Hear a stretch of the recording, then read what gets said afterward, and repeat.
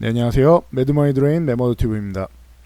자, 금일은 이제 북미 협상 결렬 그리고 바이오주 강세에 대해서 한번 알아볼 텐데요.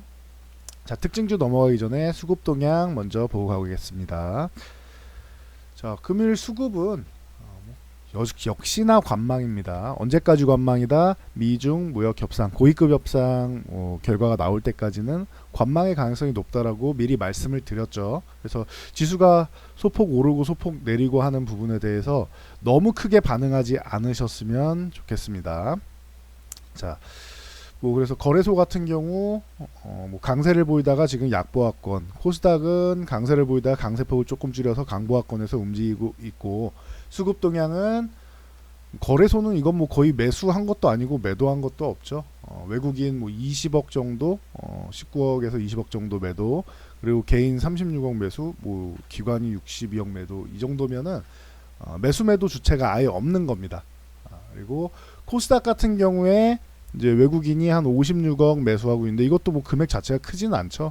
그러다 보니까 좀 큰 물량은 오가지 않고 있고, 기관이 한 200억 이상 매도하고 있는 정도, 이 정도만 보시면 될 것 같아요. 200억 매도하는 거를 개인이 받고 있다 정도로 보시면 될 것 같아요. 외국인은 매수한다라기보다는 매도하지 않고 있다 정도로 보는 게 맞습니다. 56억 정도면.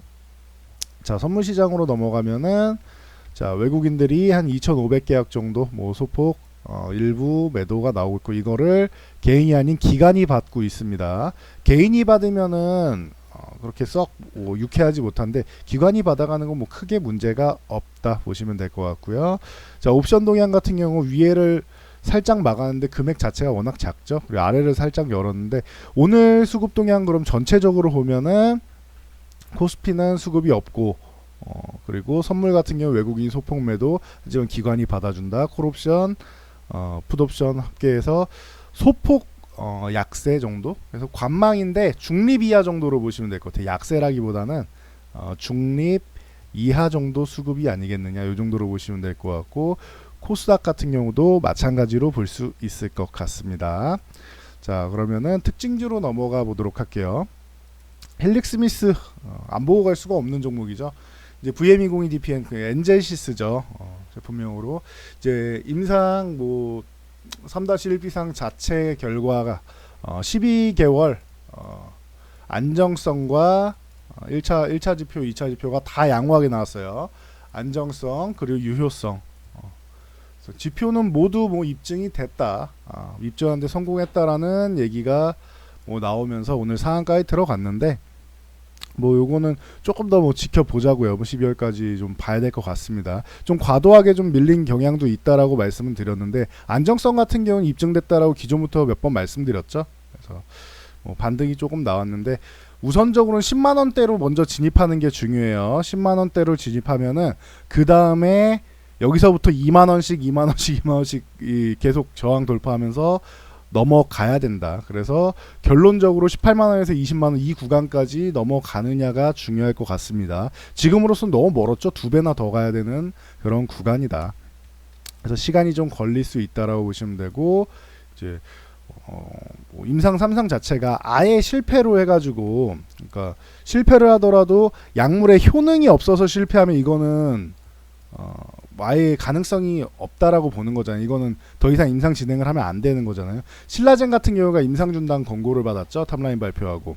그런데 헬릭 스미스는 그런 상황은 아니란 말이에요. 이게 관리를 잘못해서 오염돼서 위약 대조군이 들어가야 되는, 대조군이 투여받아야 되는 환자들한테 엔젠시스가 투여되고, 엔젠시스 투여군한테 이제 대조군이 투여되는 이런 오염 현상이 일어난 거니까, 결과가 양호하다면은 이거를 FDA에서 승인해 줄지 어쩔지는 모르겠어요.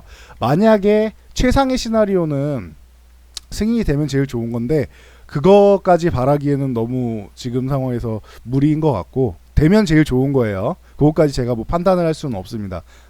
애초에 임상 계획서 제출할 때 어떤 식으로 이제 제출을 했는지가 중요한데, 만약에 FDA 승인까지는 잘 모르겠다고 쳐도 라이선스 아웃 같은 경우는 나올 수 있겠죠. 안정성이랑 유효성 보고 라이선스 아웃이 나왔다라고 하면 이건 오케이예요. 이거는 그러면 헬릭 스미스는 가능성이 굉장히 높겠구나 생각하면 되는 거예요.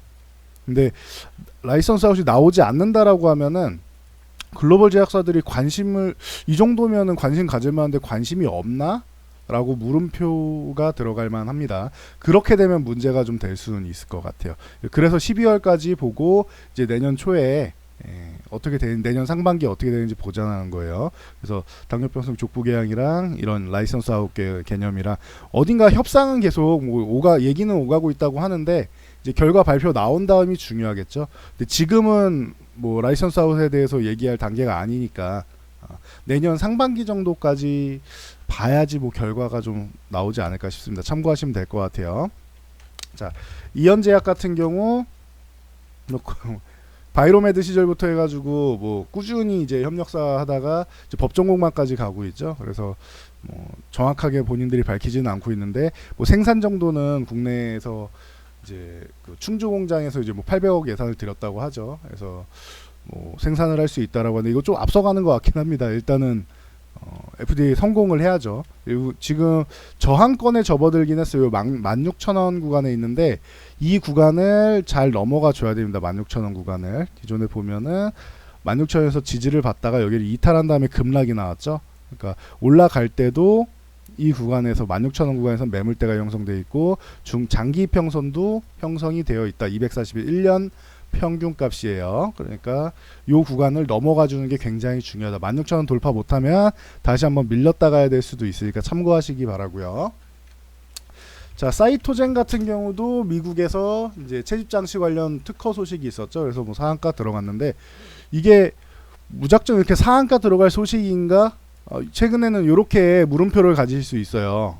근데 지금 바이오 섹터가 전체적으로 악재를 좀 덜 반영하고 뭔가 자꾸 반등하려고 노력을 많이 하죠. 지금 구간이면 저평가 구간인 것 같아라는 인식이 많이 이제 작용하고 있습니다. 시장에서. 그래서 위쪽으로 올라가려고 많이 하다 보니까 사이토젠 같은 경우도 특허 취득했습니다라고 하면서 이제 상한가에 들어가게 된 거죠. 그래서 참고하시면 될 것 같고 뭐 비슷한 영향력으로 알리코 제약 같은 경우도 오늘 이제 뭐 저항 12,500원 구간 여기 이 구간을 넘어가면서 기존에 계속 저항받았었는데 이 구간을 넘어가면서 갭으로 돌파하고 강력한 모습을 보이고 있고 자 랩지노믹스 같은 경우도 보면은 바닥권에서 이제 턴하기 시작하고 있죠. 하락을 이제 위쪽으로 돌리면서 턴하기 시작했다. 요 그 5,000원을 넘어가 줘야 돼요. 랩지노믹스 같은 경우는. 그래서 5,000원 넘는 게 중요하구나 보시면 될 것 같고 그리고 오스코텍 같은 경우도 마찬가지. 전체적으로 바이오주들이 다 좋죠 지금. 강해지고 있는 시점이다라고 볼 수 있겠죠. 그래서 뭐 요 19,500원에서 2만원 사이 요 구간을 넘어가 줘야 되는데 일단 1차적으로는 요 구간 넘어가 줘야 되는데 지금 넘어가 주고 있습니다. 그래서 도전을 하고 있습니다. 그래서 참고하시면 될 것 같고요. 자, 앱클론 같은 경우도 이제 오늘 강세가 나오는데 오전에 강세가 강하게 나오다가 조금 쪼로록 미끄러지긴 했어요. 그래도 21선 61선 이렇게 모아놓고 돌파하기 시작했다라는 거는 긍정적인 모습입니다. 일단은 추가적으로 밀리지 않고 4만원 위쪽만 잘 유지해줘도 나쁘지 않다 보시면 될 것 같아요. 추가적으로 위쪽으로 해서 한 43,000원 이상 넘어가주면 아주 좋고 4만원 위만 유지해줘도 추가적으로 이제 추후에라도 상승을 다시 볼 수 있다 알고 계시면 될 것 같아요. 자, HLB 왜 안 나오나 하셨을 겁니다. HLB 같은 경우 조금 쉬어도 되는 요 8만원 전후 요 구간에는 조금 쉬어도 되는 구간인데 쉬지 않고 가고 있습니다. 뭐 그 에스모 유럽 종양학회에서 뭐 최고 평가 받고 유럽 종양학회를 뭐 빛낸 HLB의 리보세란이 임상 3상 결과였습니다. 그래서 기존에 기자회견 잘못했던 부분 여기까지 올라오는 거는 뭐 자연스러운 거고 임상이 성공했으니까 기존에 있던 주가에서 멈추는 게 아닌 성공에 대한 보상을 받아야 된다는데 최근에 급등했기 때문에 쉬어가지 않을까 쉬어가도 이상할 게 없다라고 했는데 추가적인 소식이 나오면서 긍정적인 소식이 나오면서 급등이 나오고 있습니다. 뭐 참고 정도만 하시면 될 것 같아요. 언제 쉬어도 이상할 게 없는데 많이 올라가실수록 좋은 거는 맞습니다. 그래서 지금은 강해지는 구간이구나. 그래서 즐기시면 될 것 같아요. 기존에 참 알 수 없는 기자회견으로 고통받은 시간 생각하시면은 그래도 대응은 잘했죠. 뭐 이렇게 밀린 다음에 하한가에는 어쩔 수 없으니까 반등 나올 때 42,500원 구간에서 일단 뭐 절반 매도하실 분 절반 매도하고 그냥 보유하실 분은 그냥 보유하셔도 됩니다라고 말씀을 드렸었는데 절반 매도하고 매도하신 분은 어디서 사라고 했죠? 28,000원 구간 회복할 때 매수하시라고 재매수하시라고 했죠. 그래서 재매수해가지고 여기까지 끌고 왔던 아니면 그냥 들고 가셔도 저는 리보세라님 자체의 효능에 대해서는 의심을 하지 않고 있습니다라고 말씀드렸죠. 그래서 지금 구간이면은 그래도 모두가 그래도 실망스럽지 않은 정도까지는 올라온 것 같아요. 더 올라가서 강해질수록 지금은 좋은 구간이다. 이렇게 보시면 됩니다. 신라젠 같은 경우 이렇게 영향력 받아가지고 뭐 뜬금없이 이렇게 올라오고 있는데 신라젠도 뭐 대장암 같은 경우는 기존에도 계속 뭐 얘기 나왔던 부분이니까 새로운 사실은 아니다. 근데 너무 많이 밀리지 않았느냐라는 인식으로 해서 이제 뭐 반등이 나오고 있다 정도로 보시면 될 것 같아요. 이건 말 그대로 그냥 반등입니다. 신라젠 같은 경우는 참고하시면 될 것 같고요. 이렇게 바이오주들이 전체적으로 바이오 섹터가 강세를 보이고 있다. 라는 것만 알고 계시면 될 것 같습니다. IT가 쉴 때 이렇게 바이오 그리고 뭐 엔터 게임 뭐 등등 다른 섹터가 와도 좋고 뭐 자동차가 오면 좋겠는데 그걸 제가 잘 모르겠어요. 자동차 쪽은 아직까지는 그 시그널이 정확하게 나오겠느냐는 아직까지는 저는 좀 의심이 많습니다. 그쪽 자동차 쪽은. 그래서 뭐 아니면 금융주가 올라와도 좋고 한데 전체적으로 가능성이 높은 게 뭐 의학 뭐 엔터 쪽이라고 말씀을 기존에도 몇 번 드렸는데 뭐 이렇게 IT가 쉴 때 뒤를 받쳐줄 섹터들이 나오는 거는 좋은 거다라고 보시면 될 것 같습니다. 퓨처 스트림 네트워크스 같은 경우 이제 삼성전자가 모바일 광고 시장에 진출 뭐 한다 이런 소식이 있었죠. 그래서 삼성전자의 마케팅 파트너사를 자회사로 보유하고 있는 이 동사가 오늘 급등이 나오고 있다. 근데 급등이 나오고 있는데도 불구하고 유지되지 못하고 위에 저항에 부딪히고 있습니다. 이 종목 같은 경우 위에 장기 이평선이 있는 구간을 돌파해야 되는데 1450원을 좀 넘어가 줘야 될 것 같아요. 1450원을 돌파 못하면은 오늘처럼 거래량도 좋고 오전 거래량인데도 이렇게 좋잖아요. 위쪽으로 가려다가도 다시 밀릴 수 있다. 21선 60에서 이 구간을 돌파 못하고 있는 모습이죠. 1450원 넘어가는 게 중요하다 알고 계시면 될 것 같습니다.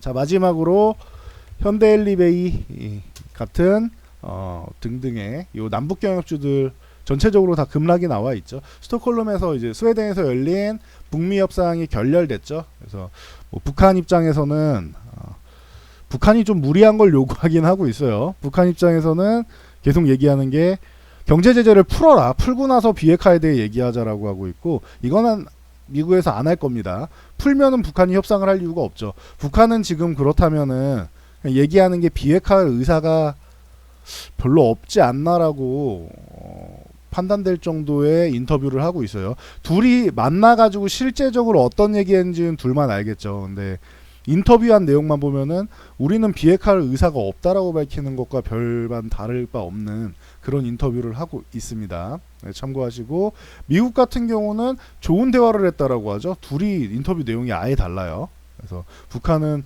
미국이 계속 이런 식이면 서로 대화의 의미가 없다라고 하고 미국은 좋은 대화를 했다고 합니다. 그래서 누구 말이 맞는지는 요건 좀 지켜봐야 될 것 같아요. 북미 뭐 정상회담에서 이제 3차 정상회담이 얼마 남지 않았겠죠. 올해 안에 될지는 모르겠어요. 뭐 북한에서는 올해 만나자고 했는데 올해 만나진 않더라도 언제 만나자, 내년 언제, 상반기 언제 만나자라고 약속이라도 잡으면은 그러면은 나쁘지는 않을 것 같습니다. 그래서 뭐 이 부분에 대해서는 당장 결론을 내리기보다는 조금 더 시간을 놓고 지켜봐야 할 것 같습니다. 그래서 현대엘리베이 급락, 아난티도 급락, 뭐 관련주들 다 뭐 밀려 있습니다. 그러니까 참고하시고 추후에 나오는 얘기를 잘 들어보고 가능성이 있겠다 싶으면은 이렇게 경협주는 올라갔을 때 추격 매수하는 게 아니라 밀려 있을 때 사는 게 맞다고 말씀드렸죠. 이건 아직까지는 테마성 종목이다. 계속 말씀드렸죠. 경협주가 그래서 주도주가 되면 안 된다. 경협주가 주도주가 되면 테마성 종목들의 자금이 쏠리는 거기 때문에 지수가 못 간다. 전체적으로 시장이 올라가는 게 아니라 이 섹터만 올라가는 거예요. 남북경협주 섹터만. 그러니까 이건 좋은 게 아니다라고 꾸준히 말씀을 드렸죠. 그래서 경협주 같은 경우는 주도주가 쉬는 타이밍에 이렇게 올라와 줄 때 한 번 정도 정리했다가 밀리면은 다시 이제 사고, 올라왔을 때 또 정리하고, 그러니까 한 번에 다 매도하지 않더라도 올라왔을 때 뭐 3분의 1이라도 아니면 2분의 1이라도 이렇게 수익 실현을 하면서 돌파하면은 재매수하고 아니면 밀리면 재매수하고 할 수 있잖아요. 이렇게 기술적으로 대응이 가능하신 분들이 매매를 해야지, 그냥 나는 무작정 묻어둘래 하시는 분들은 매매하기 어려울 수 있습니다. 테마성 종목이라서. 그러니까 참고하시기 바랍니다. 자, 오늘은 여기까지 말씀드리고 넘어갈게요. 이 영상이 도움되셨다면 하단에 있는 좋아요, 구독 그리고 댓글 하나씩 남겨주시면 감사드리겠습니다. 여기까지 하고 물러가도록 하겠습니다.